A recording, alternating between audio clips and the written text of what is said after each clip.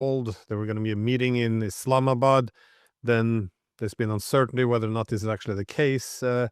It's it's difficult to see where we're going here because on one hand we hear the stories that the U.S. has depleted a lot of its missiles and intercepted missiles.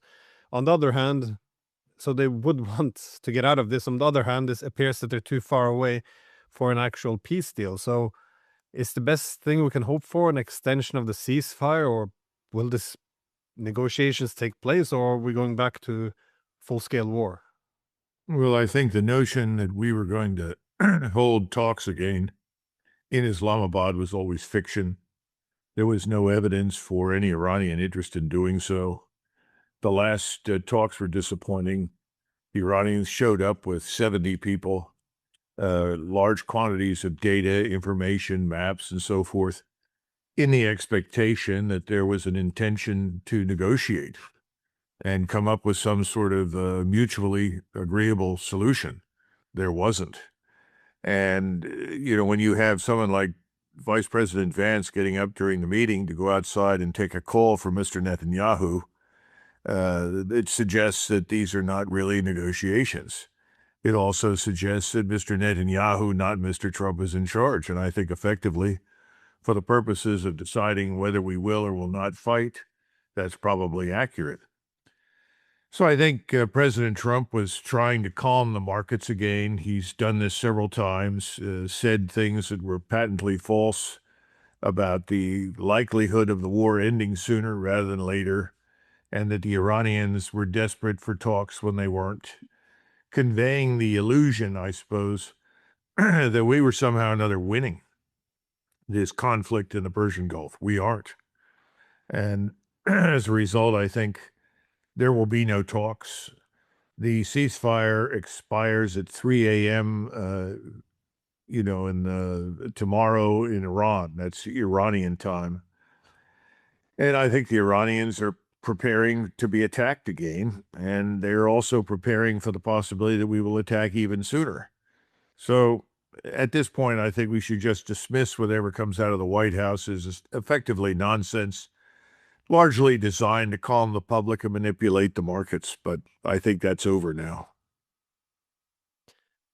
Yeah, this appears to be a common theme with Trump, that is to always declare victory no matter what happens. We saw this with Yemen and, well, almost all instances. There's always a victory somehow, no matter what happens on the ground. But how do you expect this war to be fought, though? If the news stories we read are correct, the amount of missiles which have been used, I mean, it seems to be a very significant part of America's stockpile. To what extent is it reasonable to continue a war to this regard, or it will at this high intensity? I mean, will the U.S. try to do a low intensity war? Will they focus on ground invasion? Or it doesn't seem like it's possible to do another 40 days of this kind of warfare. Well, let me answer that question. But before doing so, let me sort of provide you with a strategic overview from the vantage point of people on the outside looking in. When I'm talking about people, I'm talking about the rest of the world that is watching what we are doing and what Iran is doing. Increasingly, we're seen as this aspiring supranational authority that wants to impose its will on everyone, everywhere. Iran has opted to stand up against this, and the world is very anxious to see what the outcome will be. We have always had the ability, certainly since I would argue 1899, to project power. In fact, that was the whole purpose of President Teddy Roosevelt's Great White Fleet. And he was the Assistant Secretary of the Navy when the Spanish-American War began, and that was the first time that we attempted to fight beyond the Western Hemisphere.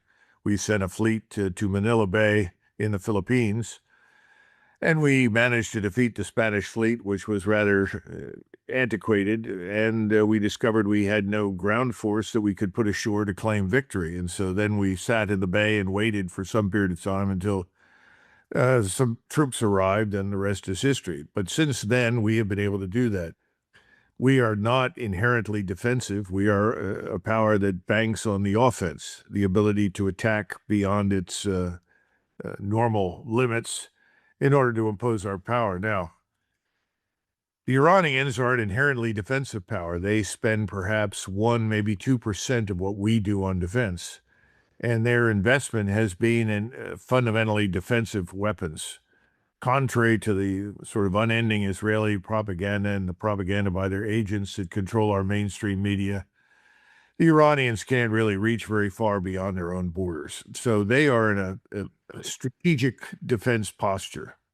And if you look at the two, one is operating 7,000 miles away from its logistical support base, its manufacturing support, and the other is operating essentially from within the boundaries of its own country.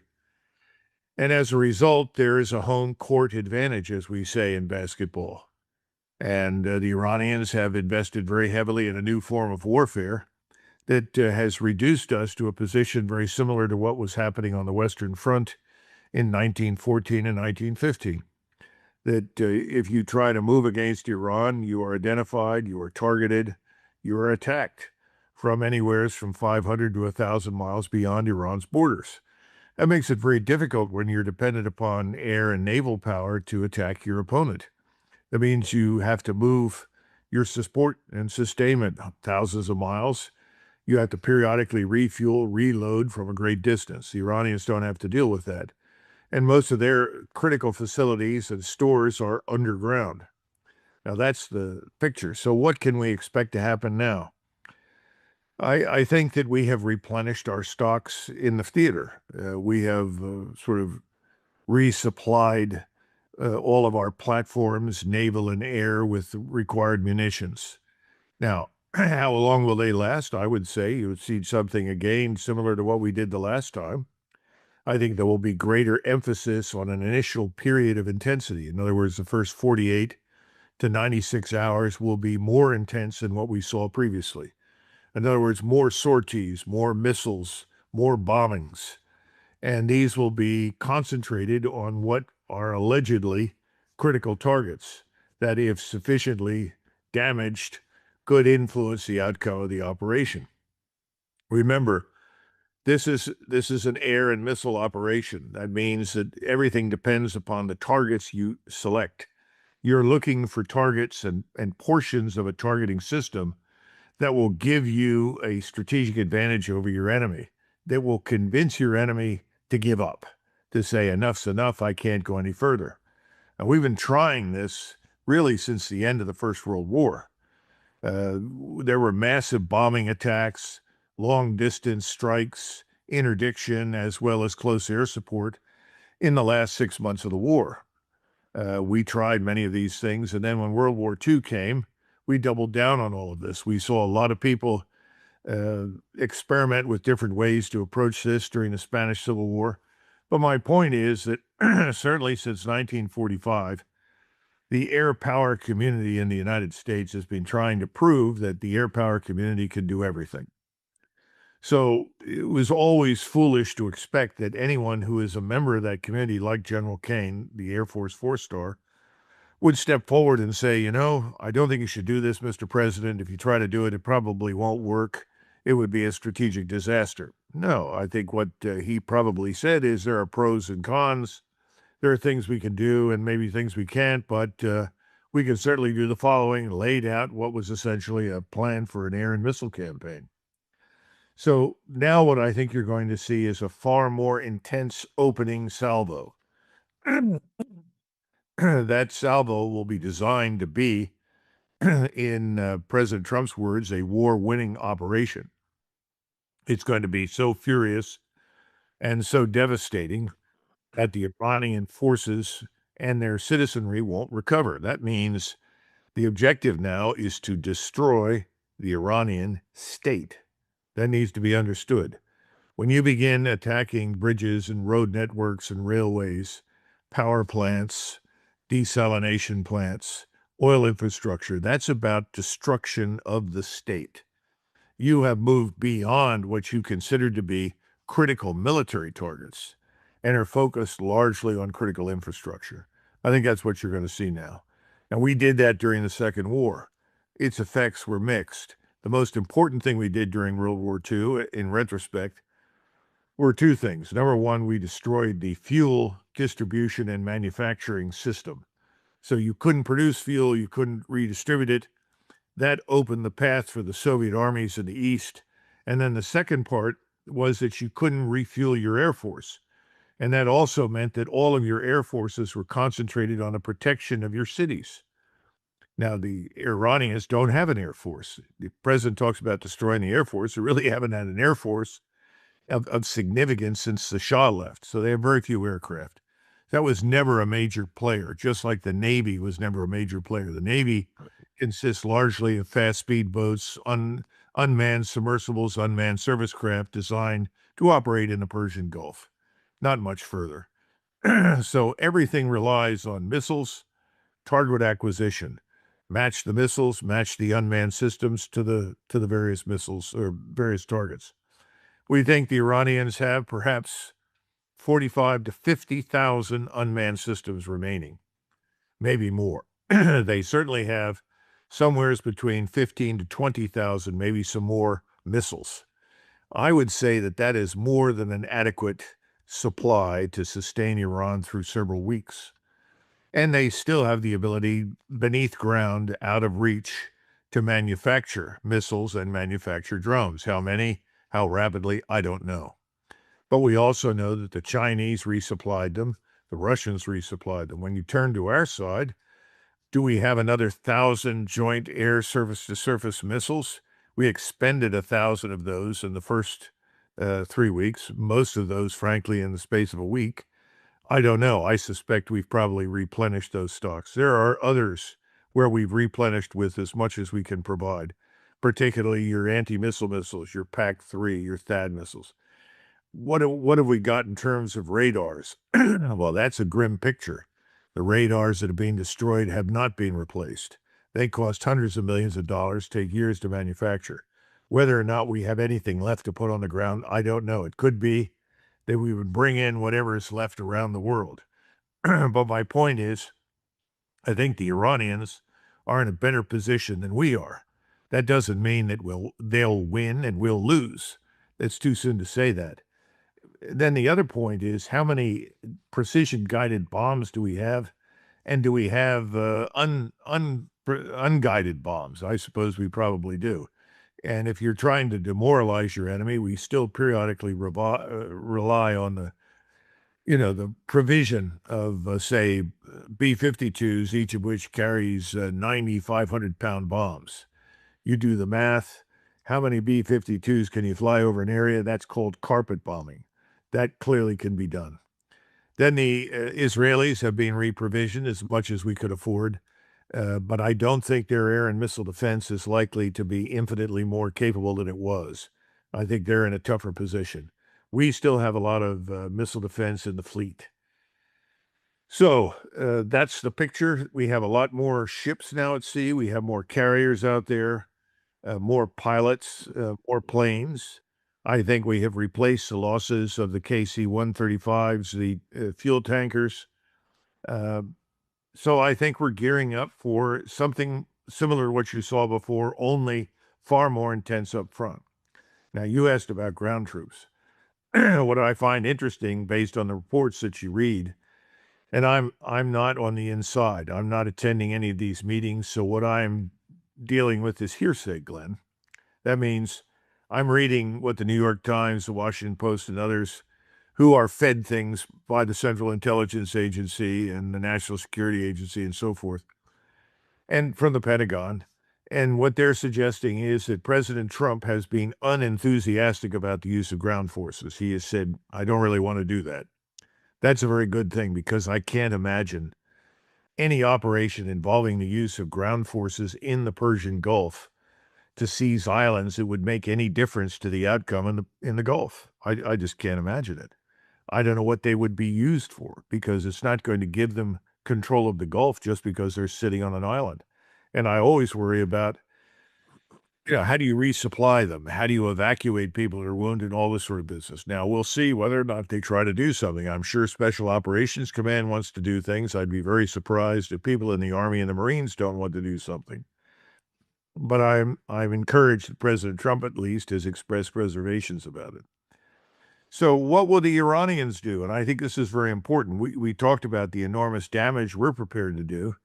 they made it very clear that they will destroy most of what's on the west coast of the Persian Gulf. And that is of great concern to the entire world. You stop and consider that the ingredients for your fertilizer, about 50% of these things, urea, nitrogen, phosphate, and so forth, 50% of it comes out of the Persian Gulf. And you're going to destroy this infrastructure? I think we're looking down the line at famine across the global south. It's unavoidable. We talk in terms of liquid natural gas and petroleum. Those are already problems. There are people rationing things already in India, in Indonesia, in Thailand, and Vietnam. The cost of a barrel of jet fuel, I'm told, is now over $240 a barrel and rising. It's not even on hand. Apparently, Britain is going to run out of anything in about 2 weeks in terms of both jet fuel and heating fuel. And of course, all these countries in Western Europe that have gone crazy on the green energy business are in terrible positions. And they've also shut down many of their nuclear reactors. Now, the French haven't, but the Germans have. And I'm sure this is an emergency status. I think what you're going to see happen in Europe now, governments are going to be overthrown. You're going to see new governments come to power. What can they do? Well, we'll see. I don't think they're going to be able to correct the problems very quickly because most analysts that have looked at what I would say the magnitude of destruction from the first round have said it'll take a year, maybe 2 years, if we were to stop now to recover in the Persian Gulf. And most people, understanding what I've just outlined to you, are concluding accurately, I think, that it will take 5 to 10 years to recover. And we're not sure what recover means because a lot of this infrastructure in the Gulf may never be rebuilt. I mean, the decision may simply be made not to go back in there. And if anybody does go in there, I would say it would probably be China. Because right now, the sort of global, what's the right word? The sort of global safe area for cash and money is increasingly going to be China, not the United States. And I think that's where things are headed. If you look at just the credit markets, people are going to go to China to borrow, not come to the United States. And I think the petrodollar is already dead. Whether or not the yuan replaces it is anybody's guess. Probably could, but it may be a basket of currencies. And I think the Emirates and the Saudi House of Saud, all of these people are really in danger of losing their countries in the sense that others will take over in their absence. Because we know that large numbers of the Gulf elites have already fled to Egypt and Europe and other places. And again, we don't know what will happen in the region this time around. You have the Turks that have geared up, in my estimation, to be far more involved this time around than they were previously. So are the Egyptians. I don't see how Israel fares very well through all of this because whatever incentive may have existed in the past for the Iranians to exercise restraint no longer exists. And I think they've made that very clear. They're ready to go to a total war fitting. We've never done that. And the lesson of history is he who goes to total war fitting, certainly in the 20th century, has a better shot of winning if he does it immediately than the person who does it. Remember, we forget that Hitler did not totally mobilize the German state and nation and people for war until mid-1943. How could you possibly wage war on multiple fronts the way they did and expect to win? On the other hand, the Soviets lived in a state of war mobilization and went to total mobilization very quickly. We did too, and so did Great Britain. We are not going to do that to defeat Iran. That's an impossibility. Now, I should be careful because I'm sure you've seen the report that apparently General Kane, in his infinite wisdom, suggested to President Trump that it might be useful to consider conducting operations in the Strait of Malacca against Iranian vessels. I think that's a catastrophe. But it's not unusual for someone who's already losing a war to think that they could expand the war to other areas and conceal the loss in one place and ultimately bring it to a successful close elsewhere. I'm not sure that's a good idea, but I know that there are people that probably think that way. And there are foolish people out there who say, well, fine, then we'll also stop Chinese ships because, after all, the Chinese are supporting the Iranians. That's your opportunity to spread and widen the war even further. And one of the reasons the Chinese have been so sensitive to the South China Sea is they know from their history that whoever controls the South China Sea ultimately controls the flow of resources into and out of China. The Royal Navy did that. The French did it before the Royal Navy. And ultimately, the Imperial Japanese Navy did it. So the bottom line is I see no good news here, no good new direction. The ideal outcome, frankly, at this stage would be to simply end this uh, series of hostilities and put a stop to the whole thing and admit that we cannot, employing our military power, gain control of the Strait of Hormuz. What the Iranians have got, they're going to keep. And it's up to the rest of the world, once this war ends, to sit down with Iran and work out something similar to the Montreux Convention, which was created in 1926 and put the Turks in charge of the Dardanelles. By the way, the Turks have handled that very well. There haven't been any problems there. A similar convention can be set up, and I think the Iranians are the logical choice, given their strategic position, to run it. We don't like that. We're opposed to that. But we keep forgetting we don't live there, Glenn. We don't live in Asia. We don't live in Europe. We don't live in Africa. We live in the Western Hemisphere. It's a huge problem. It's a strategic reality that we really don't want to accept. And we don't want to accept the fact that warfare has now changed dramatically. And with the right mix of missiles and unmanned systems and space-based surveillance and good communications, command and control, a much lesser power with fewer resources can be much more effective against a maritime aerospace power that doesn't have those advantages. Seems that bringing the fight to the Strait of Malacca would be a good way of pulling China closer into this war. That's a disaster on its own. But you get the impression that there's growing concerns around the world. They're especially vocal, I think, in Asia now that the entire world is being, well, sorry, the entire world order is being dismantled. That is, international law itself is rejected. I mean, there's always been violation of international law, but at least people were making excuses for breaching it or pretending as if it wasn't being breached.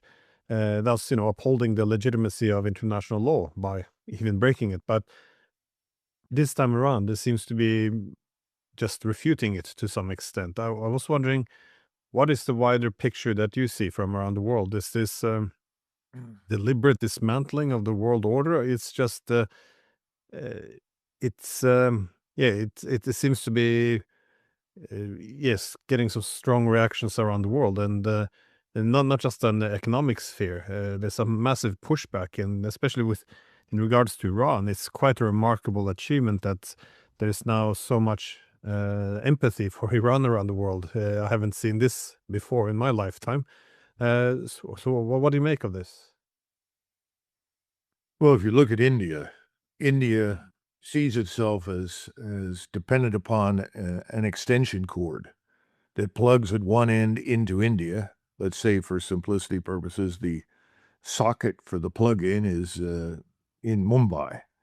And then the rest of the extension cord goes through into the Persian Gulf and plugs into the various oil states, Emirates, and Iran, and so forth. That extension cord was suddenly pulled out of the wall. And it's something that the Indians never really anticipated. No one seemed to think that there was any reason why anyone would disrupt the flow of resources out of the Gulf to India. But India also does roughly $180 billion a year of business in the Persian Gulf. So a great deal of commerce and money and resources are flowing into and out of the Persian Gulf as far as India is concerned. India is sensitive to international laws and norms. India is opposed to the use of force to solve anything if it can avoid it. And they're shocked now that the United States has opted for the use of force to solve Israel's problem, let's put it that way, with Iran. Because if it were not for Israel, we would not be at war with Iran. Let's be frank. There's no real reason for us to do so. We have this The wealth of propaganda out there that's been created over the last 3 decades to try and demonize Iran and turn it into public enemy number one for the United States, but that's a lot of nonsense. When 9/11 occurred and we suffered the losses from the two towers that were destroyed in New York City, 1 million Iranians poured into the streets in places like Tehran and elsewhere at night and held candlelight vigils to mourn the loss of life in the United States. There was real hope at that point that some sort of improved relationship could be fashioned as a result of this tragedy. They tried very hard, and we essentially spit in their faces. It's unfortunate. They were very supportive of us in ways that most people don't know. Once we were in Afghanistan, and then subsequently, if it hadn't been for this General Soleimani that we were so anxious to murder, we couldn't have stopped the war against us in Iraq. He was instrumental in going in, persuading the Shiite militias to stop fighting, picked up the imam that was responsible for leading the Shiites, brought him back to Isfahan, put him in a corner, and told him to study theology until further notice. Subsequently, when we fought ISIS, those Shiite militias liberated Christians, liberated Sunnis, liberated Yazidis, liberated Druze, anybody that was oppressed by ISIS. And they fought very hard with us, not against us. All of these things were swept away in favor of Israel's agenda. And Israel's greater Israel Project agenda is the problem. The destruction of life in Gaza, the destruction of life in so-called West Bank in Palestine, now the destruction of life in Lebanon. All of these things are inextricably intertwined with the desire now in Israel for us to destroy Iran. That's what it's all about. There is no particular reason why we should be involved. And how many times have you heard Americans stand up and say, we're not really dependent upon the resources in the Gulf? Why are we there?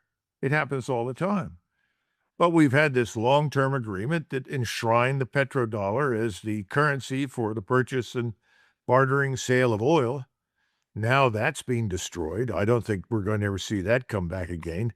That's been a cornerstone in the edifice of our prosperity because we came out of the Vietnam War completely broken financially. We could not cope. That's the chief reason we came off the gold standard. And that also then made the petrodollar preeminent. This was Nixon's way of extricating ourselves from this terrible economic disaster that LBJ, President Johnson, and his friends had created in Vietnam. Well, all of that's water under the bridge now. I think we're out of the Gulf, and I don't think we're coming back. And that's why I said I don't think we can afford to go back, because we can't finance what's required there. Only China can do that. So this whole war has been nothing short of a disaster strategically for us. The intelligent thing to do now is end it, to step forward and say, this is the wrong instrument. We were wrong. We shouldn't have done this. We're going to try and find a different way. We're looking for help from others to help mediate this. But that means that we behave like a normal power within this multipolar system. And you know, Glenn, there's no appetite for that in Washington. We want to be the supranational authority. We want to establish the rules of the game, and then we want to dominate the game, and we want to win the game. That's over. Those days are past. Well, I think this adjustment from the global primacy to multipolarity is going to be, probably bring us to more wars. But in this war, it seems to have consequences. Of course, Asia is being impacted in a great way, especially economically. But in Europe as well, we see Zelensky is making the point that the lack of air defenses now is as bad as it could possibly be. At the same time as the weapons are drawing up, he's complaining that the U.S. has been disrespectful to his country because, Witkoff visited Moscow but not Kiev. We see the EU complaining that the U.S. weapons, which are supposed to be sent to Ukraine, are being delayed or diverted. The Europeans are talking about the NATO, establishing a NATO without the U.S., a different NATO that is. And at the same time as you're seeing the situation going worse, the Europeans still appear to be escalating. That is, these massive drone programs they're sending to Ukraine, seemingly allowing their territory to be used to strike Russia's Baltic coast. And yeah, we now see that Russia is essentially warning that all of these factories producing all these drones are considered now legitimate targets. So where do you see all of this going? Because they seem, I don't want to say, I'm wondering how to describe this best. There seems to be some massive, not panic, but delusion.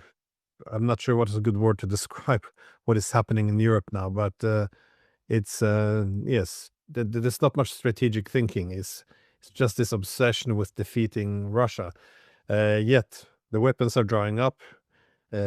Lack of capability seems to be compensated with more belligerent language and dismissing of all red lines. So, where do you think this will take us? Well, my perception is that the misrepresentation of Russia's true intentions, which never had anything to do with conquering anybody anywhere, is going to vanish in an energy crisis that the current governments in Western Europe in particular can't master. I think that's the final straw. So the globalist leaders who want to maintain this war against Russia will be unable to do so because they'll be thrown out of office. I'm still surprised that we have not seen open revolution in places like Germany and Great Britain. I think we will in the future. The situation in England, Scotland, Ireland, and Wales is really bad. We've already seen the Irish come out into the streets. I think we're going to see more of that. They may be the canary in the coal mine for the British Isles. I hope so. But the people that are running the show in Parliament are simply out of touch with reality. They recently refused licensing for more drilling in the North Sea, even though they know that the oil deposits there are enormous and the need for the energy is overwhelming.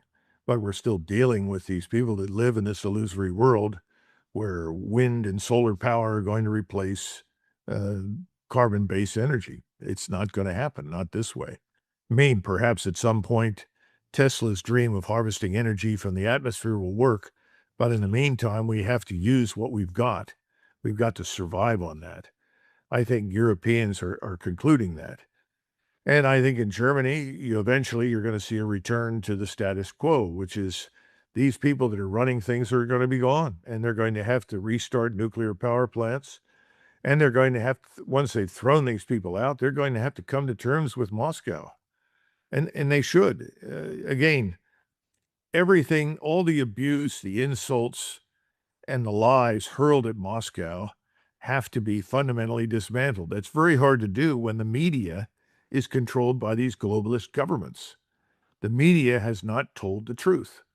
They've portrayed Ukraine as a sort of luminous group of patriots fighting desperately for their freedom. It's a lot of nonsense. The Ukrainians were built up for the purpose of attacking Russia by us.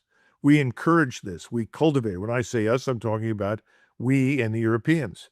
NATO is finished. Exactly what I thought would happen at the beginning of this crisis in January of 2022. And I said so. NATO is done. The Europeans must find a way forward for themselves that makes sense.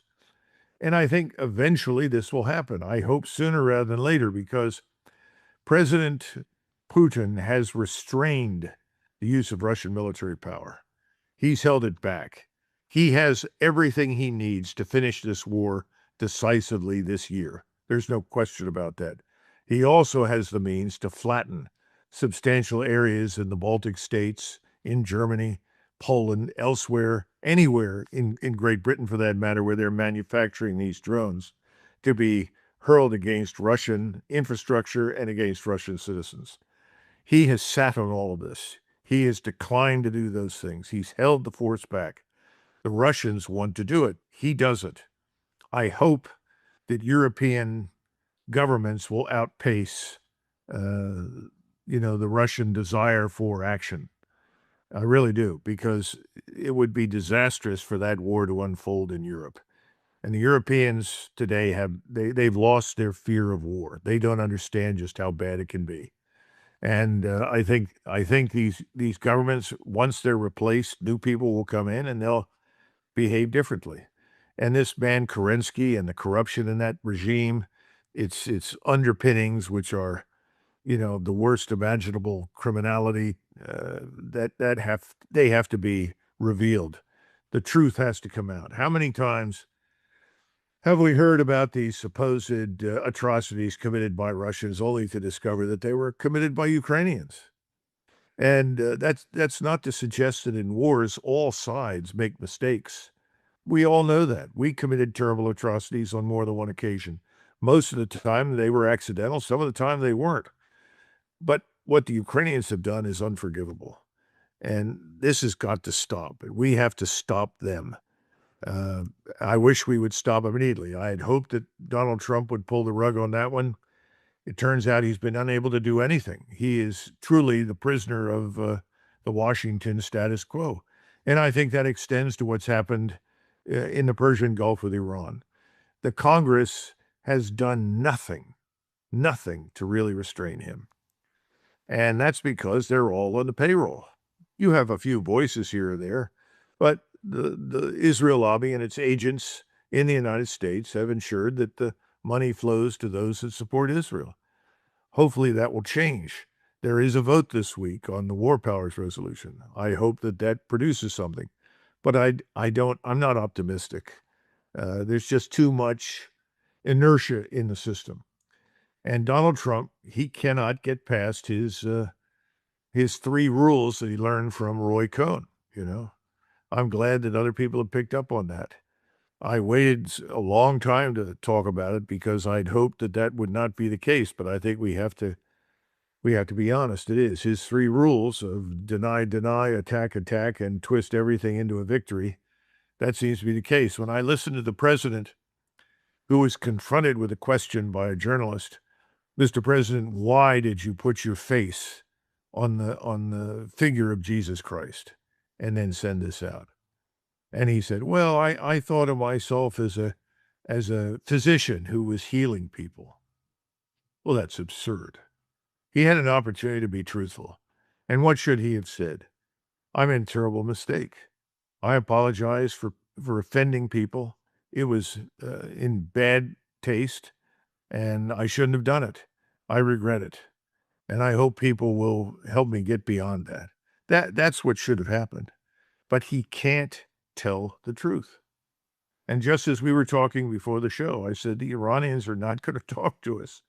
Everybody knows that's paid any attention to them. There's no point in talking to us. Remember, they too watched our little soiree with Mr. Putin in Anchorage. And what did we do? We showed up with nothing. And President Trump seemed to think he was going to charm the Russians into doing whatever he wanted so that he could walk out and pretend that he was this heroic figure that won the war. The Russians came with proposals, substantive material. The Iranians came to Islamabad with a group of 70 people with substantive materials. They thought they were there to actually negotiate a solution. They discovered that's not what it's all about. All of it has been about the same thing. You must submit to Israel. You submit to Israel's demands, the war stops. Well, here's a newsflash. That's not going to happen. Yeah, this deny, attack, and claim victory. It comes with a great cost, though. I can see why it's assumed it will have some benefits, but such as with this, the picture of Trump as Jesus, it comes out just so much worse. But you can say the same in Iran when yeah, the U.S. killed all those little girls. If he would have come out just said, because I assume this was accidental, I think that's reasonable to assume. Just said this was an accident. It's a horrible thing. These things happen in war. It should never have happened. This week, yeah, and then you could put the whole matter to rest instead. This whole idea that Iran is launching tomahawks at its own schools. I mean, it just makes the matter so much worse and keeps the whole, I guess, wound open. I just I think this strategy of his, the deny, deny, attack, and spin everything as a victory, it has to have some exceptions. Otherwise, it's a very self-destructive. Anyways, Well, there's any a final portion thoughts? there's a portion of the base that supports him that believes in something that was widespread in the United States, certainly at the end of the 19th and the beginning of the 20th century. And there's this statement, uh, "My country, right or wrong, but always my country." In other words, whatever your country does, you defend it to the bitter end. But one would think at this point in time that we, like every other power, at some point have made mistakes, and that identifying those is the only way to move beyond them. But he's not the man to do it. And he keeps telling everyone, we have the greatest military in the world. Well, we have the greatest military in the world designed to refight World War II. It's not the one we need. It hasn't been what we needed since 1991. But instead of recognizing that, he keeps telling everybody, oh, I rebuilt the military during my first term. Well, he put money into the old structure, didn't build anything new. And, you know, this is our problem. It's sort of like the army of Frederick the Great that marched out to meet Napoleon in 1806. It didn't work, and they were destroyed. We've got to get out of this mess that we're in. If there's anything good that comes out of this, it's that we will see a turnover in Washington, because Americans are not stupid. They see what's happening. And I think this assumption that everyone is going to rush into the arms of the left is wrong. I think Americans are saying, wait a minute, everyone has betrayed us. Elections don't matter. We go to the election booth, we vote, and we get the same damn stupid outcome. So I think, if nothing else, that realization is beginning to set in the United States. That's a good thing. Well, Colonel, thank you for taking the time and sharing your insights. As always, it's been very interesting. Okay. Thank you, Glenn.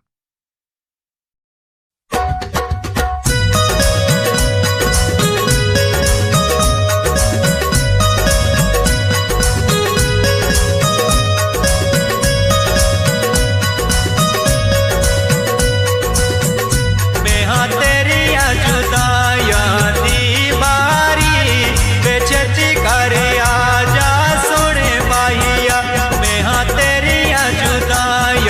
दी बारी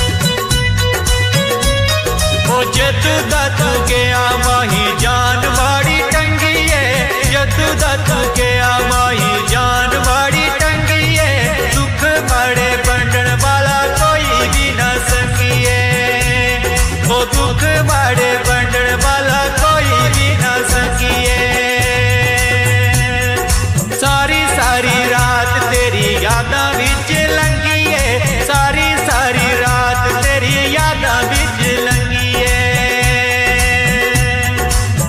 ओ जीत जान में तेरे पीछे ठाड़ छोड़ी वे छेती कर आजा सोने माहिया, मैं हाँ तेरिया जुदाइयां दी बारी वे छेती कर आजा सोने माहिया। मुक गई मेरे बाला दी लाली वे छेती कर आजा सोने माहिया।